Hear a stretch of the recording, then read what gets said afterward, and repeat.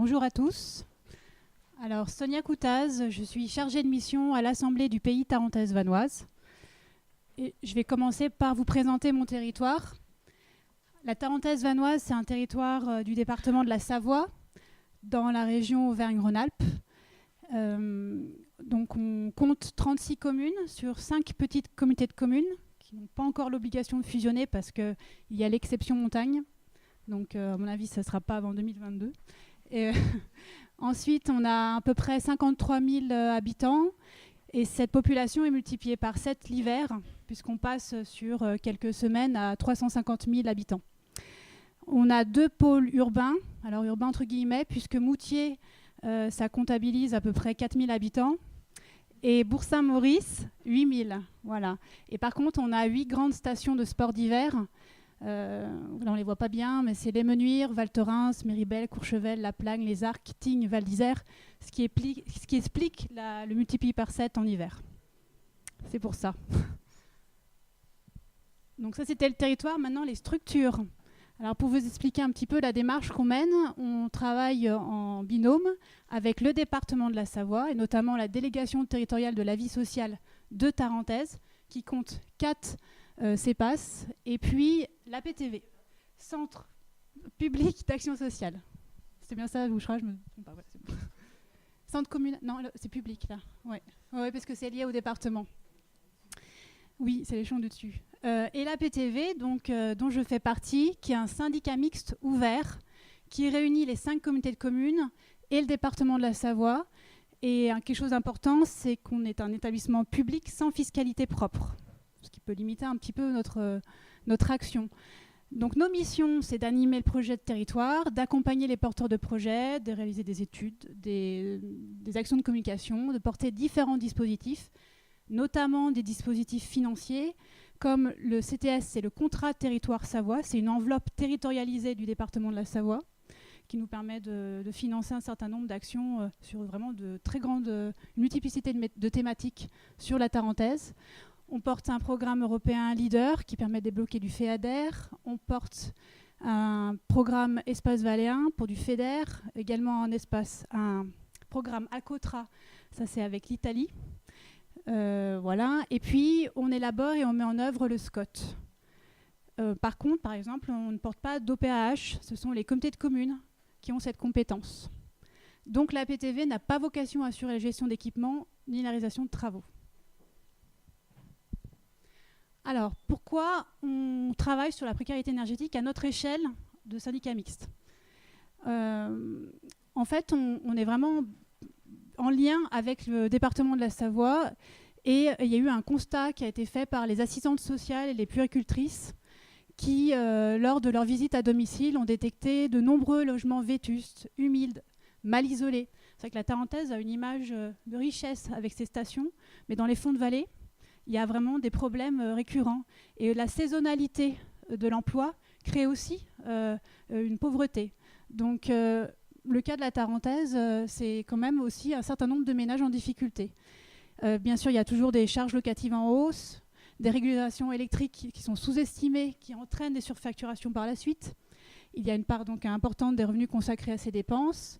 Il y a des familles qui ont froid. En plus, on est en altitude, qui ne chauffent qu'une pièce. On constate des problèmes d'asthme, d'allergie. Il y a beaucoup de chauffages d'appoint qui sont utilisés et donc dangereux, qui créent de l'humidité, qui augmentent les risques, intoxication, incendie, les fameux IBRO. Et puis, souvent, bien sûr, comme partout en France, voilà, les assistantes sociales sont sollicitées pour payer les factures d'eau et d'électricité. Et puis, bien sûr, la récurrence de la demande du fonds Solidarité Logement, qui donne le sentiment d'alimenter un puissant fonds. Alors, comment nos démarches se sont croisées ? Donc à la PTV, on élabore depuis 2012 un plan climat. Alors un plan climat volontaire, puisqu'on n'est pas une EPCI. Et puis en plus, au niveau des seuils de population, les 5 comités de communes ne sont pas non plus concernés par l'élaboration d'un plan climat, puisqu'elles font toutes moins de 20 000 habitants. On élabore également un contrat local de santé. Et puis, dans le cadre des candidatures leaders, et puis aussi TEPO, STEP-CV, Territoire énergie positive pour la croissance verte, on a élaboré un certain nombre de fiches actions qui ont fait ressortir la problématique de la précarité énergétique. Et de son côté, le département de la Savoie, à peu près sur le même pas de temps, a adopté son plan climat, cette fois-ci obligatoire, et puis son plan départemental d'action pour le logement des personnes défavorisées, qui lui aussi a fait ressortir un certain nombre de fiches actions dédiées à la lutte contre la précarité énergétique. Et pour lancer tout ça, il a organisé en partenariat avec l'EUL local, qui est l'ASDER en Savoie, une formation des travailleurs médico-sociaux en Tarentaise. Et cette formation, elle a lieu dans nos locaux. Et donc c'est à ce moment-là qu'on s'est rencontrés et qu'on s'est dit, il faut qu'on travaille ensemble. Oups.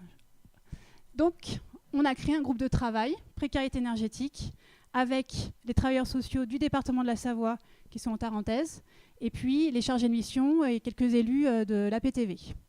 L'objectif, c'était de partager les bilans des situations vécues sur le terrain, surtout nous connaître ce qui se passe, parce que c'est surtout les travailleurs sociaux qui ont vraiment une vision des choses, rechercher des expériences qui sont menées ailleurs en région. On s'est rapproché notamment de Grenoble, où pas mal de choses sont réalisées. Et puis, on a essayé d'élaborer des solutions qui sont adaptées à notre contexte rural, et puis très particulier lié à la saisonnalité de l'emploi. C'est là donc qu'on a aussi contacté Bouchra, du Clair, et on a lancé un service local d'intervention pour la maîtrise de l'énergie, donc le fameux SLIM. Comme ce terme n'était pas forcément bien clair pour tout le monde, peut-être même faisait prêter à sourire des fois, SLIM. Bon. On l'a renommé, on a appelé ça Plateforme de lutte contre la précarité énergétique tarentaise. L'objectif, c'est le même, c'est d'aider et de soutenir les foyers précaires pour faire face à la hausse du prix de l'énergie, par l'installation de petits équipements économes, de conseils, et puis à accompagner vers différents dispositifs d'aide. Donc c'était une démarche novatrice à l'échelle de la Savoie. Maintenant, ça l'est moins puisque le secteur Montmélian, Cœur de Savoie, se lance aussi. Voilà. Mais pour nous, c'était important de voir ce qu'on pouvait faire ensemble avec le département. Donc on a commencé petit, on a expérimenté sur une trentaine de ménages à l'automne 2015. Et puis là, on poursuit maintenant. C'est quelque chose qui est lancé. Et pour travailler, on a associé également une entreprise d'insertion. Enfin, c'est pas une entreprise, c'est une association, un chantier d'insertion qui s'appelle Tarentaise Vanoise Insertion, pour avoir la double démarche d'également favoriser l'insertion professionnelle de personnes en situation de précarité. Alors, comment on s'est réparti les rôles ? La PTV est le maître d'ouvrage de l'opération, c'est-à-dire qu'on dédie quelques jours de 2 chargés de mission.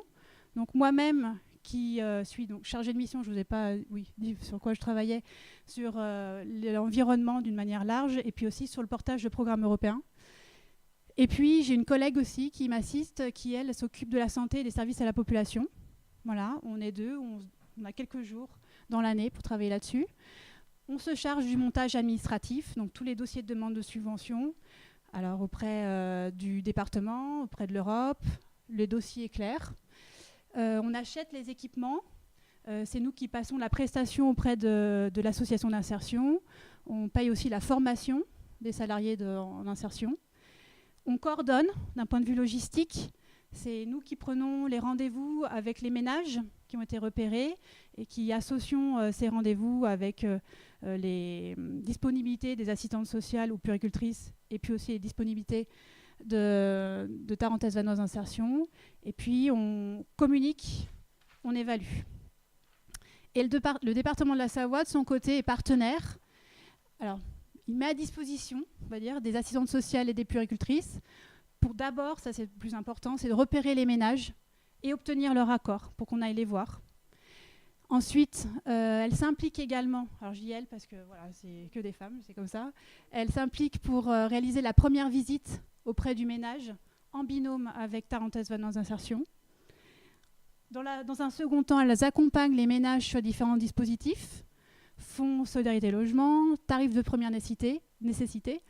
OPH, alors on a un petit biais, c'est que sur les 5 comités de communes, il n'y en a qu'une qui porte un OPH. Donc là, on a un problème pour les 4 autres. Qu'est-ce qu'on propose ? Et puis les questions aussi du relogement. Quand on voit qu'on est vraiment dans des situations d'indécence, là, voilà, on ne peut pas non plus installer des petits équipements dans des choses où ça c'est pas possible. Et puis bien sûr, elle nous aide aussi à évaluer l'action puisque c'est elles qui font remonter ce qu'a ressenti le ménage suite à l'action. Alors, voilà l'action qu'on propose. Donc, la première démarche, c'est de repérer la famille en précarité énergétique par un intervenant à domicile. Alors, bien sûr, il y a les assistantes sociales et il y a les puéricultrices. Mais il y en a d'autres. On a essayé aussi de travailler avec eux. Et là, c'est plus difficile.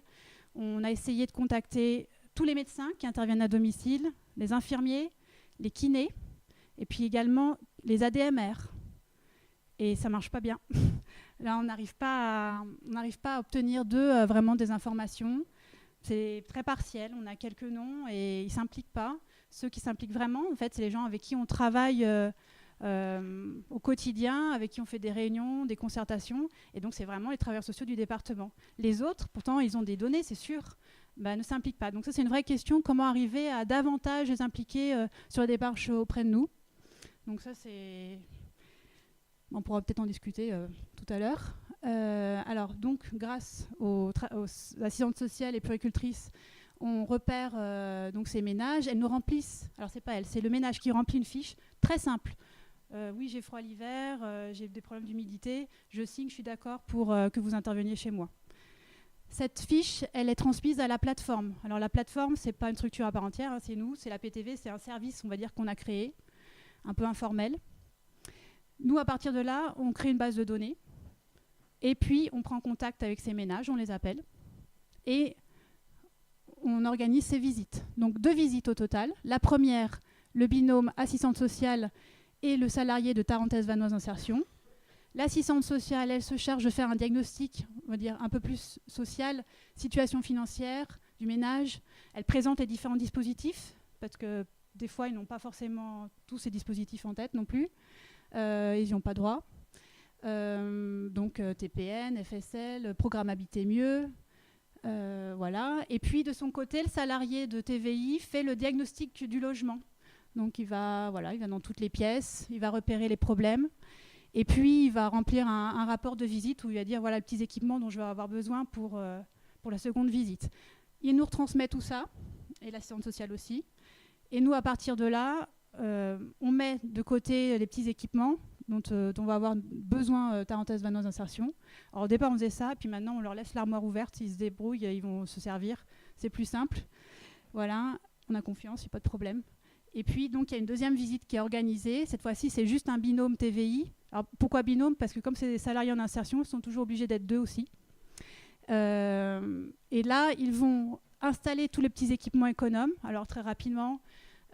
Des films de survitrage, des joints pour les fenêtres, des réflecteurs de radiateurs, des boudins de porte, bien sûr des lampes basse consommation, des mousseurs, j'en oublie peut-être, bon, voilà, des sacs éco-WC, enfin les petits équipements classiques. Et puis ils vont également conseiller les ménages sur les économies d'énergie. Alors on dit c'est bizarre parce qu'ils font déjà beaucoup d'économies, ils ne se chauffent pas, mais oui, mais peut-être qu'il manque aussi encore d'autres petits gestes économes, déjà repérer les fuites d'eau, parce qu'ils ne se rendent pas compte qu'une chasse d'eau qui fuit, c'est déjà des sommes énormes qui s'évaporent. Et puis la casserole, le couvercle sur la casserole, enfin des choses bêtes, mais il y a encore peut-être des marges de progression dans les économies d'énergie. Donc ils conseillent. Et puis ils nous font remonter aussi ce qu'ils ont fait. Et nous, par la suite, là c'est un peu plus difficile, mais on essaye de sensibiliser, parce que c'est souvent des locataires, on essaye de sensibiliser les propriétaires. Et quand on est dans le bon secteur, c'est-à-dire celui de la Comcom qui a l'OPH, on fait le lien. Voilà. Et puis après, il faut qu'on fasse le bilan, qu'on évalue la démarche. Alors là, c'est pas simple. Pour l'instant, on a des évaluations qualitatives, c'est-à-dire qu'on leur a fait passer à ces ménages des petits questionnaires. Est-ce que ça vous a été utile? Est-ce que vous sentez une amélioration dans votre confort? Et là, on a eu des retours plutôt positifs. Alors, il y en a un tiers qui ont répondu et tous ont été vraiment... satisfaits, merci. Après, pour avoir l'évaluation quantitative, alors on se posait des questions. Est-ce qu'il faut qu'on aille chercher leur facture d'énergie pour aller voir avant, après est-ce que notre démarche a un sens? Est-ce qu'elle vraiment elle apporte quelque chose? Est-ce que ça leur permet vraiment de faire des économies sur leur facture? C'est une vraie question. Et puis là, dernièrement, on a rencontré Enedis, donc anciennement ERDF, qui nous dit qu'on peut, avec eux, cibler les 30 ménages, alors on en a fait exactement 24, on peut les cibler et ils peuvent nous donner les factures avant-après, enfin leur consommation kilowattheure, sans que ça soit nominatif. Du moment qu'on a plus de 20 ménages à demander, on peut avoir globalement une évaluation de l'évolution des kilowattheures pour l'ensemble, pour le groupe. Donc c'est intéressant. Alors ça ne nous permet pas de dire celui-là, plus ou moins, ça lui a bien marché, mais sur l'ensemble, est-ce que notre démarche, elle a vraiment permis de faire une baisse des kilowattheures? Donc ça, on va signer prochainement une convention avec eux là-dessus. Donc les résultats, très rapidement, on a eu donc 24 ménages accompagnés, parce que finalement, sur les 30 qu'on avait repérés, il y en a qui n'ont pas ouvert leurs portes, qui finalement, ils ont déménagé entre-temps. Bon, c'est comme ça. Tous étaient des locataires, 2/3 dans le parc privé, et honnêtement, le parc privé, c'est vraiment le plus dégradé, en tout cas sur notre secteur. Il y a vraiment des choses, on se demande comment c'est possible de louer des logements comme ça. Et puis, donc, tous ont ressenti une amélioration de leur confort, avec une échelle d'amélioration de +1 à +3. Et puis, ils ont aussi pris conscience, ça c'est important, des gestes qui étaient également dangereux, notamment par rapport aux hybros. Hop. Et j'ai fini. Ouais. Et oui, aux hybros, par rapport les chauffages d'appoint, en fait, par rapport à l'intoxication, par rapport au... Oui, c'est ça. Et pour l'implication des travailleurs sociaux, donc on en a impliqué 9 au total. Elles ont permis de faire la suite les orientations, donc appliquer des tarifs de première nécessité, EDF ou régie, parce qu'on a une douzaine de régies en parenthèse. C'est encore quelque chose d'important. Et puis l'ajustement de l'abonnement électrique, l'échelonnement des paiements, l'accompagnement budgétaire, le relogement, le FSL, bon ça en général c'était déjà fait. Et puis ça leur a également permis à elles, en tant que travailleurs sociaux, d'avoir une nouvelle prise de conscience, parce que c'est pas forcément leur premier travail. Et elles ont découvert aussi quelque chose. Oui, c'est ça, non, c'est pas leur... c'est autre chose d'abord. Et elles ont un autre regard maintenant quand elles vont visiter les ménages. Et elles peuvent aussi apporter des conseils plus complets. Et elles nous ont toutes dit que c'était enrichissant, même d'un point de vue personnel et professionnel. Et voilà, le dernier slide, c'est combien ça coûte, tout ça. Donc en 2015, pour 24 ménages, ça nous a coûté 10 500 €. On a eu 40% d'aide du département et on a assuré l'autofinancement à 60%. Et en 2016, la donne change un peu puisqu'on va avoir des programmes européens qui vont prendre le relais. Là, cette fois-ci, on veut vraiment atteindre au moins les 30 ménages. Et donc, on a 16% de département, 64% d'Europe, donc ça nous fait 80% d'aide au total. Et puis, donc un autofinancement qui est beaucoup plus raisonnable pour nous. Et donc, potentiellement, on pourra avoir une enveloppe supplémentaire par la valorisation des certificats d'économie d'énergie, précarité énergétique. Mais grâce, du coup, on va dire, au fait d'avoir été dans la démarche LIM. Mais on se pose beaucoup de questions pour nous, pour récupérer ces 2 heures. Parce que comme on n'est pas une communauté de communes, on ne porte pas de travaux, on n'a pas de travaux on n'a pas de compte émis. Il faut qu'on s'inscrive. Moi, j'ai eu des échanges avec la communauté d'agglo de Chambéry qui m'a dit « Amy, laisse tomber, c'est pas possible, c'est trop compliqué. Puis en plus, toi, tu n'as pas grand-chose à valoriser, tu ne vas pas y arriver. » Donc, je vais essayer de trouver peut-être un obligé sympathique qui pourrait peut-être je ne sais pas si je vais trouver, qui pourrait, comme ça, de gré à gré, je ne sais pas comment on pourrait dire, mais valoriser ces 2 heures sans passer par EMI. À voir, c'est pas fait. Voilà.